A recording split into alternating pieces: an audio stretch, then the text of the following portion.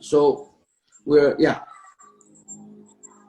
Basically, just to recap, we just said that Shlomo HaMelech went on a journey to see how his body reacts, how his instinct and emotions lead him.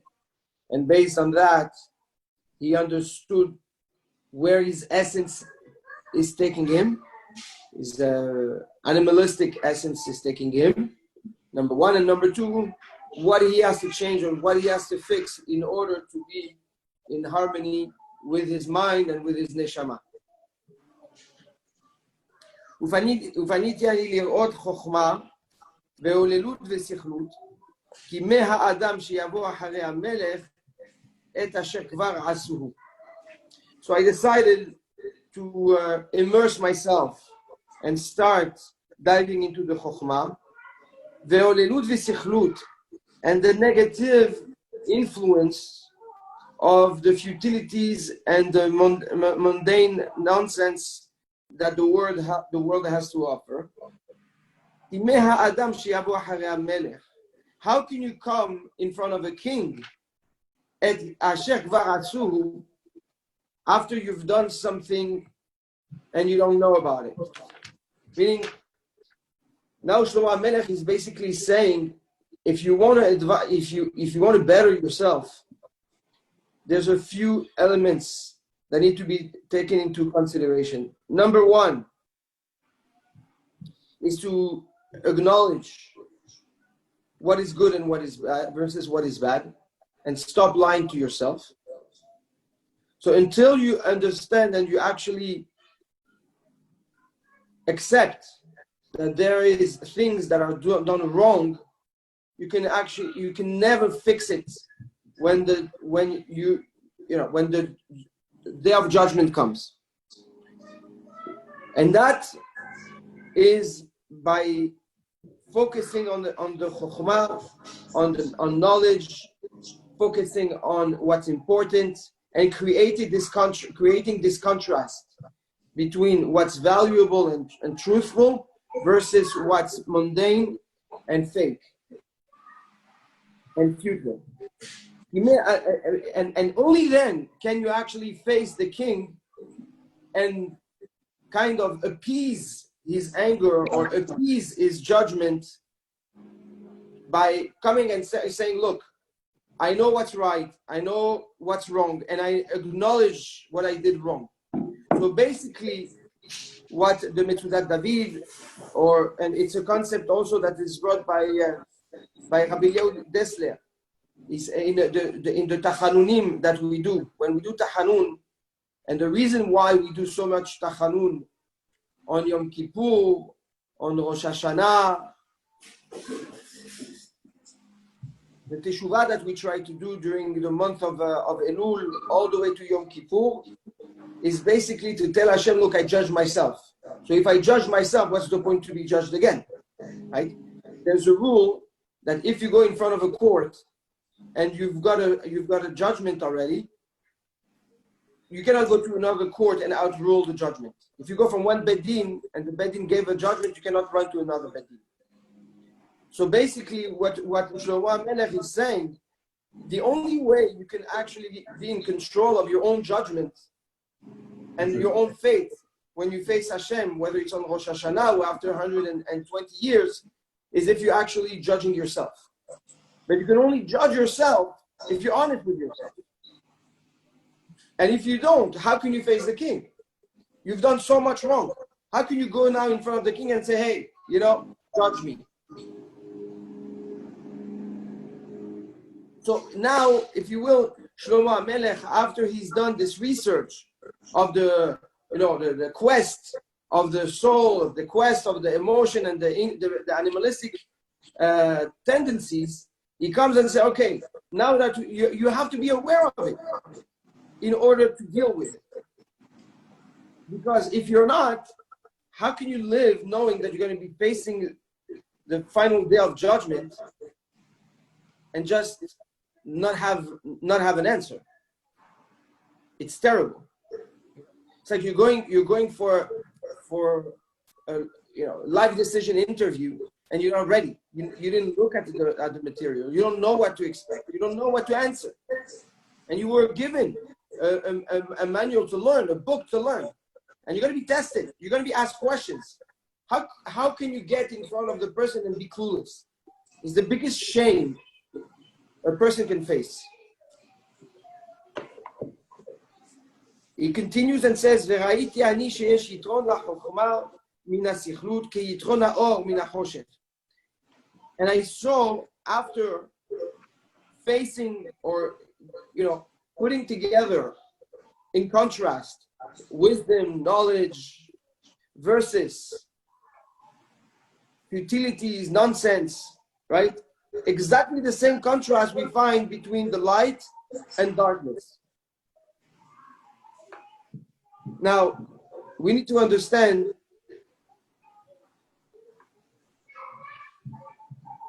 that there is a word here that is key in order to Ani? No. Keyitron haor min hachokhma. There is an advantage. There is a benefit of the light over the darkness. When Shlomo HaMelech says that there's a benefit to light over darkness, that means that darkness also has a benefit. It's just that light has is more beneficial than the darkness. So here comes Shlomo HaMelech with a fundamental also lesson.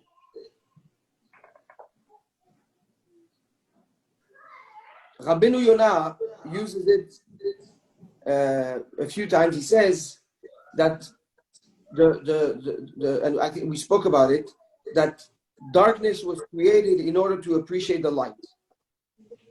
If you didn't have darkness, you wouldn't appreciate the light. That's all you would have. And that is so. The Metzudat David also brings it up, and he says this is what Shlomo HaMelech is trying to teach us. Shlomo HaMelech is telling us again: do not lie to yourself and believe that there's no darkness, or think that everything is okay. No, everything is not okay, and there are a lot of flaws in your essence. But in order to appreciate the good that's in you and your real potential, you need to create that contrast. You need to create that awareness. And only then will you see how valuable your neshama is, how powerful your knowledge is, how great your integrity is. And until you put the two of them one next to the other, you can never really choose your wisdom and choose your intellect, because you never gave it a true chance to shine. Right. Okay?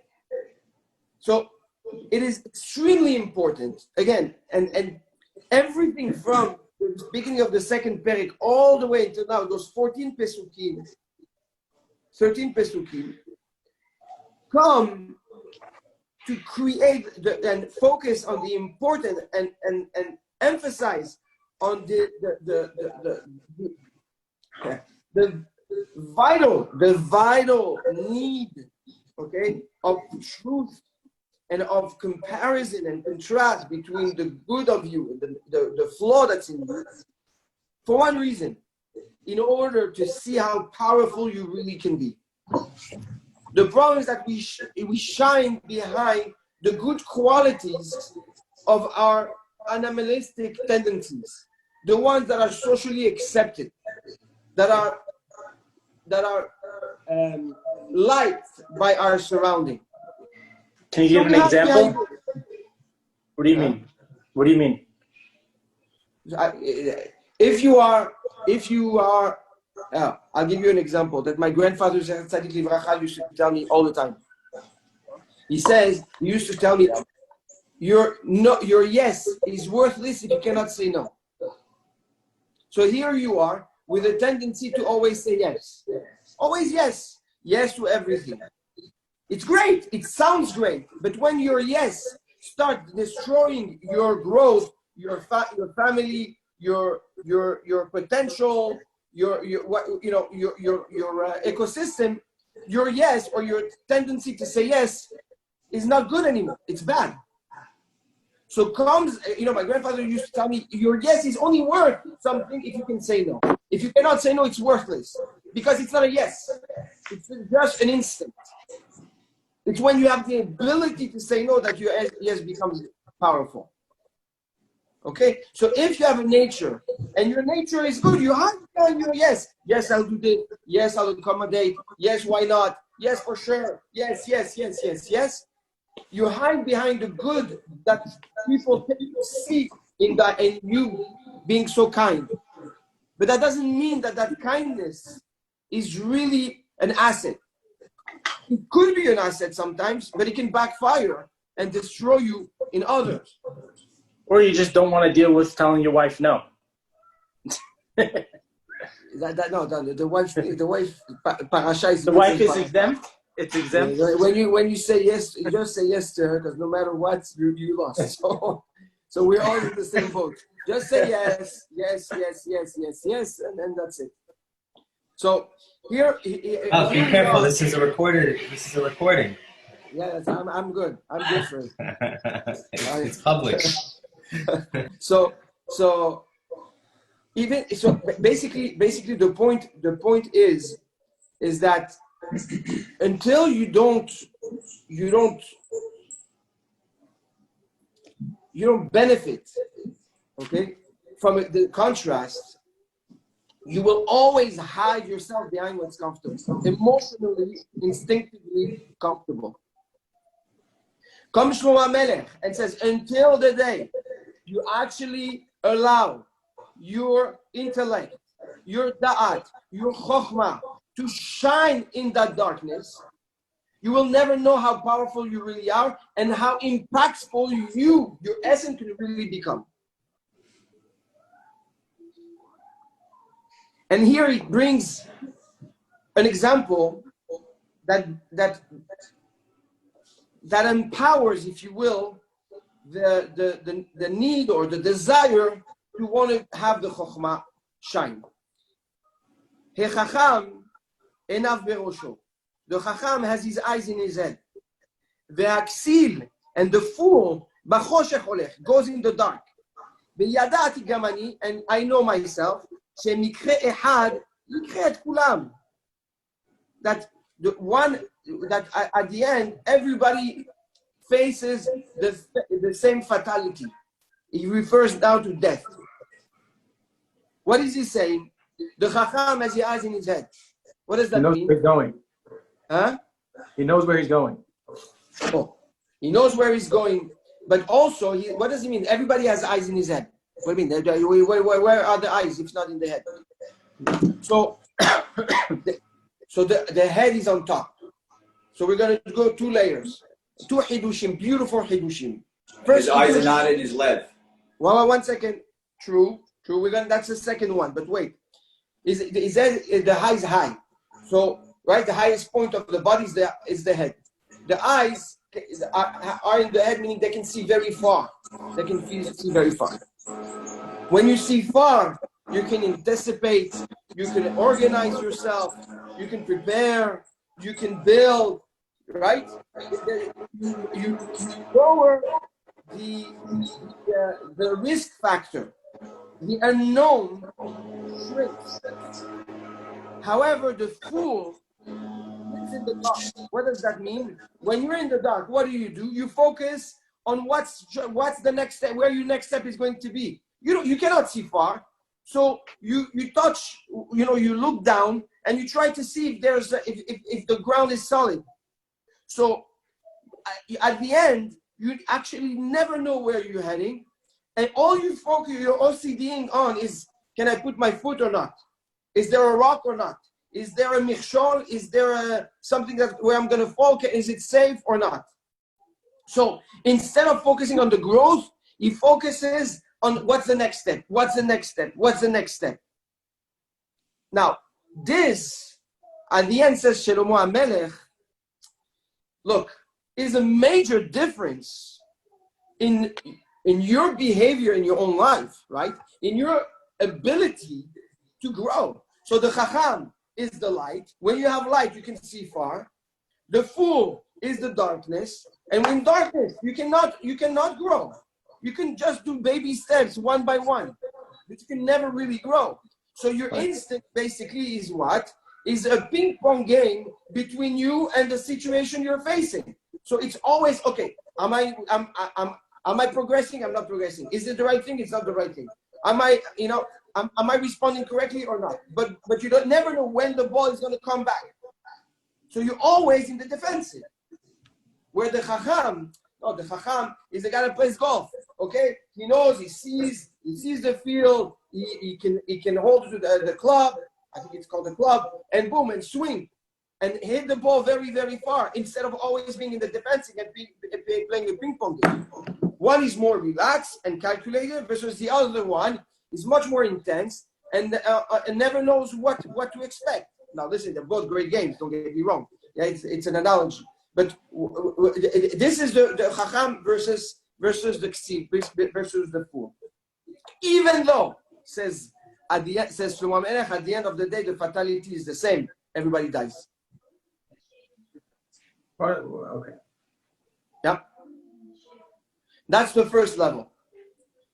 The second Hidush, and is a fantastic Hidush, is the following. We know that the Chachamim taught us that a man has 3 eyes, not 2 eyes. He has the 2 eyes, and he has what is called Ein HaSechel. He has one eye that sits right here where we put the tefillin. Okay? That eye, just opening a short parenthesis that will close right away, because that's a shiur of its own.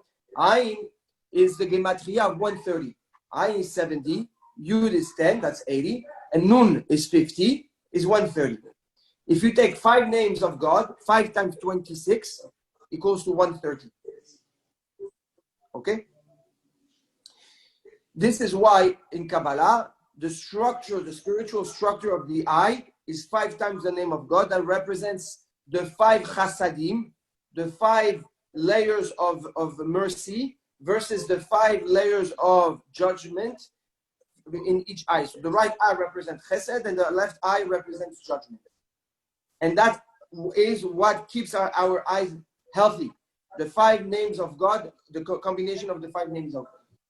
Now, the skeleton, the brain, okay, is represented by the name of God that's called Eke, Aleph, He, Yud, and He.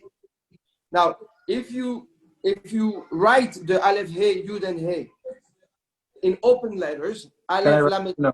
Can I write it? Yeah, Aleph, Lamed, Pe, right?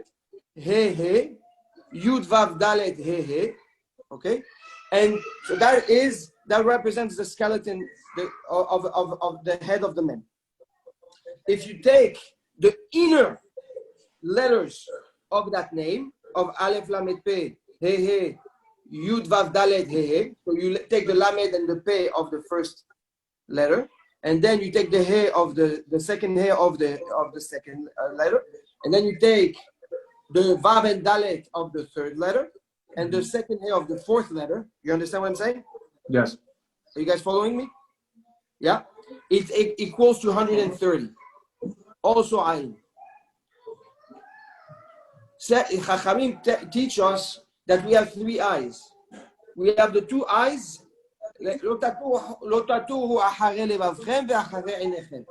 Don't go or follow the tendency, the desires of your heart and of your eyes.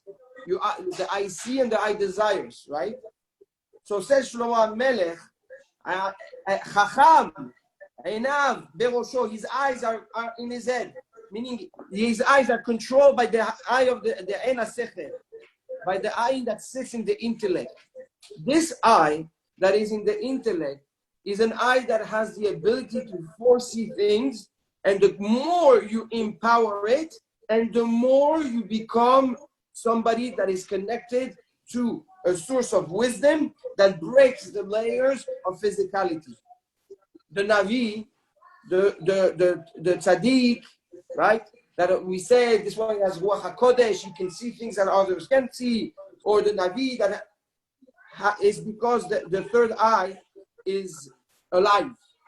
And the more clarity you give to this eye, the more you can see the intricate layers of life and start peeling the onion more and more and more and more. So would that eye be your thoughts? I'm sorry? Sorry, would that eye be like your thoughts and like your Yeah. Okay. It's a cleansing process. It's like a scan.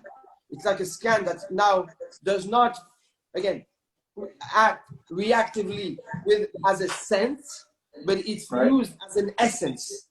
The eyes can be a sense, one of the 5 senses, okay, that are paired and connected to the instinct, or it can be used as an essence, okay, as a tool that is the zooming factor or the lens that connects to your intellect. So Shlomo HaMelech says, Rav, it's so hard to see the benefit of living a spiritual life in this world. I know the reward and everything, but there is none on a mundane level. But as we explained until now, the spiritual aspect of living your life with your neshama gives crystallization to the legacy that you want to leave. Listen, look, if you take, and I promise you, I live among those people, so I see the difference. There's a major difference between somebody that's rich and somebody that has wealth. The rich person needs to reassure himself every day that he's rich by the car that he drives, by his social exposure. Right. Okay. The wealthy person couldn't care less. He doesn't need to show anything to anyone because he understands that he's not working for himself. He's working for an institution, for an empire that he's just passing on. So he's just passing on. It's a generational wealth. At this point, they couldn't care less. And yes, they will take the PJ and they will buy the nicest shoes, but not because they need to show it. And they couldn't care less. They have the nicest boat, but you never see that. They don't need to go and post it in front of Monaco and say, hey guys, I'm here. That's it. Or let everybody know that they're taking a private jet. You never know when they're on the plane. They're always on the plane, but you never know it. You're never going to hear about it. This is the difference between generational wealth and being rich. If your focus is how to be rich, you're right. There's no benefit to spirituality. There's no benefit. It's not going to make you more rich. If anything, it will refrain you from being rich. Because you're going, instead of going and spending the money or making the money to spend, you have to focus on other things. But if you're focusing on the long term, you're focusing on your grandchildren, on your great-grandchildren, on the generation you will never know. But you want to ensure that they have something to build on. It's a different, then spirituality is the key. Very nice. Okay. Rav, I have a question for you. Sure. And it may be a slight tangent, and if you want to shelf it for later, we can. But sure. I heard something in a class, and you reminded me of my question. Yeah. Shlomo's son, Rehoboam. Rehoboam, yes. I never knew of this story, but it was very troubling to hear his story after learning all of this and all of his wisdom and all of what you should do and what you shouldn't do and creating long-term generational wealth. Bravo. The answer is the Torah is not a Yerusha. What does that mean?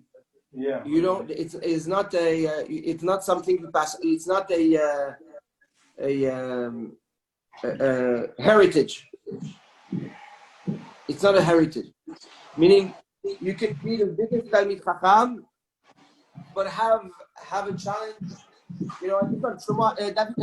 think on David HaMelech, right? He had Shlomo, but he also had Avshalom. Okay. Right. Moshe Rabbeinu. Do we hear about his kids? Except for the fact that they were born and he named them? No. Why? Did they become leaders? We don't know. The Torah never mentioned anything about them. Wow. The point is, and that's for the kids, don't think that because your father is Mr. X, that means you're going to become Mr. X plus. Make it yourself.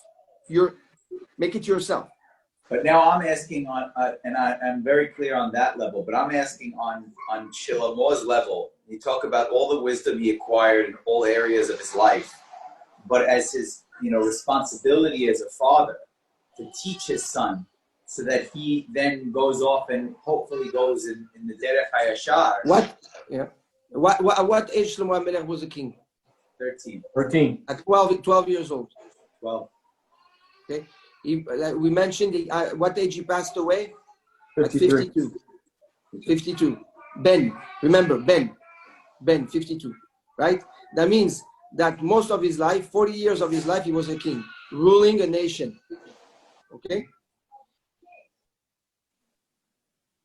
The wisdom a father can have on a son is usually past the age 50. Until the age 50, the father is or a child, or running after life, Figuring or himself out. flying, or thinking about establishing, being settled between 40 and 50. Shlomo never had Rehoboam never had the opportunity to actually enjoy that wisdom. This is something that he absorbed on his own. Now, there is, and I'm not going to go into it, but how much is 70 plus 30, plus 50, sorry? 120. Okay. So, and we know that what is the total age that a person can have? 120. Okay. How many years did David HaMelech live? 70 years. That he received from who? From Adam HaRishon. Shlomo HaMelech lived 52 years. Okay? However, we know that Ani nechshav kemet. Ani is considered like a dead person. If you calculate the years of depression of Shlomo, you see that all he did is completing the years of his father, the neshama of his father. 70 plus 50 is 120. So and that's why he had so much wisdom, because he had the last 70 years of David HaMelech's 120. We're good? Now, going back to your question, which is a very, very puzzling question, and deserves a full attention and a full shiur on it, because it's not something so simple to answer. You're right. Okay. The simple 2-layer answer is, number one, this comes to teach us, okay, as a result of the fact that it's not because you're the son of Shlomo that you will become Shlomo. And number two, being a leader at the age that he was, there was not time to benefit from all that wisdom as a father and son. And by the way, in every father-son relationship, most of the father-son relationship, when the father is a big leader, the son barely sees his father until the father starts coming down and has control over the situation of all the battles he had to face. Okay? Yep. This is not an answer. This is just something to... we're going to call it a placeholder. Yeah. No, but you can't even you could really learn. You could really learn from it. On it. What? I was saying you could really learn from it that, the most extreme example of Shlomo HaMelech, even he couldn't, just because he had all the wisdom doesn't mean he's passing it on to his son. In the most extreme example, this just shows you have to actually work at it and put in the work. Otherwise, he's not going to get it. Because if his son did get it, then you would be like, oh, it's easy. Shlomo was the smartest person in the world, and that's why I can't do it to my son. But no, it's not like that. I think my question is a little bit more philosophical. It's like, how can so much wisdom get lost? That's what I'm saying. Along the way. So Stephen, if you're so not wise, everything goes. Not everything gets transferred, but something at least to make the son a good guy. You know, furthermore, but to get it the opposite. Yeah, and Stephen, furthermore, my point is if someone is so wise, then shouldn't they have known that they needed to spend time on their son? Do you follow what I'm saying? Right, yes. Not that how didn't it transfer because he was so smart. How was he so smart and didn't know to teach his son? Right, he's writing it for the kahal, but he's not writing it for his son. That's you know, sometimes, okay, there are, you know, we don't choose everything, right? Although we are in control, sometimes the Kadosh Baruch Hu takes over and needs to introduce a message in history. Okay. If you remember, in the first shiur, which we didn't record, very shameful. We'll redo it. We can redo it. We spoke about Shlomo's wedding date and how he got married on the day of the Chanukah Mizbeach, Chanukah Bayit, right, of the Bet HaMikdash. Okay, and on that day, Chachamim say, Na'atz, HaKadosh Baruch Hu, you know, put a pierce in the land, and Rome was born. Rome was born.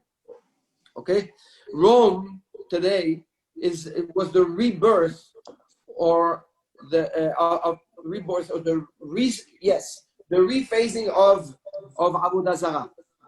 Okay, Rome is Esav. It's the you know, Italy, the Vatican, the Crusades. Okay, gladiators. I'm sorry. Egyptians. Egyptians? What do you mean? Egypt? Egypt. No. No. He got married to Egypt, but what he brought to the world during that alliance on the day of the Chanukah, you know, of the inauguration of the Bet HaMikdash was the birth of the essence of what is called Rome. He brought back, if you want, the power of Avodah Zarah through men. Because from Rome was born you know, the whole Yeshu history, right? So, and here is like there's a counterbalance, right? What was the flaw of Rehoboam? Oh, I'm just trying to. What bad did he do? What did he do so bad? Rehoboam, Shlomo's son. I just heard it. How did I forget it? No. Avodah Zarah. Yes. Avodah Zarah. So Shlomo HaMelech, through a flaw that we cannot even understand, right? That led him to create shalom on the day where the Bet HaMikdash is supposed to represent shalom between Elyonim and Tachtonim, between spiritual world and the physical world, right? That's the shalom between Am Yisrael and HaKadosh Baruch Hu is the Bet HaMikdash.